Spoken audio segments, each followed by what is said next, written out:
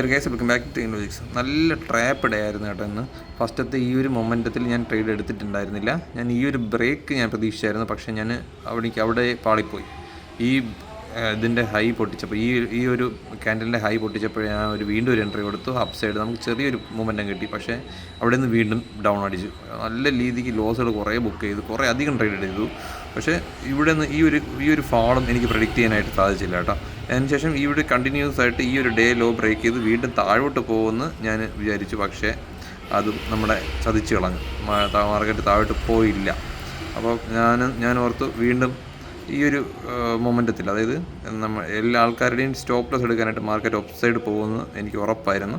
അങ്ങനെ last trade ഞാൻ എസ്കേപ്പായി, narrow എസ്കേപ്പാണ്. ഇന്നത്തെ ട്രേഡ് കണ്ടോ, 21,000 രൂപയുടെ ലോസ് ആദ്യമേ രാവിലെ തന്നെ എൻ്റെ കയ്യിൽ പിയിലാണ് ബുക്കായിട്ടുള്ളത്. ലാസ്റ്റത്തെ ട്രേഡ് കണ്ടോ, സിയിലാണ് 30,000 പ്രോഫിറ്റ് അവിടെ ബുക്കായി. ചെറിയൊരു പ്രോഫിറ്റ് ലോസ് വേറെ ഒരു പിയിൽ കൂടെ ബുക്കായി. എനിക്ക് പിയിൽ നിന്ന് നല്ല രീതിക്ക് ലോസ് അടിച്ചായിരുന്നു, പക്ഷേ സിയിൽ നിന്ന് ഒറ്റ ട്രേഡ് ഞാൻ എടുത്തിട്ടുണ്ട്. ഇതുണ്ടോ, നമ്മൾ 196 എൻട്രായി, 199 വീണ്ടും ഒരു ക്വാണ്ടിറ്റി ആഡായി. നോക്കിയേ, 263 62 പോയിന്റിൽ എത്ര പോയിൻ്റാണ് നോക്കി നമ്മൾ ക്യാച്ച് ചെയ്തത്.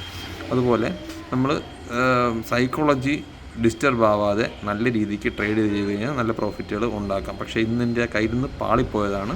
തൽക്കാലം എൻ്റെ സൈക്കോളജി എല്ലാം ഡിസ്റ്റർബ്ഡ് ആണ്. അപ്പോൾ ഞാൻ തൽക്കാലം ഇന്നത്തേക്ക് സ്റ്റോപ്പ് ചെയ്യുകയാണ്. See next video guys, by.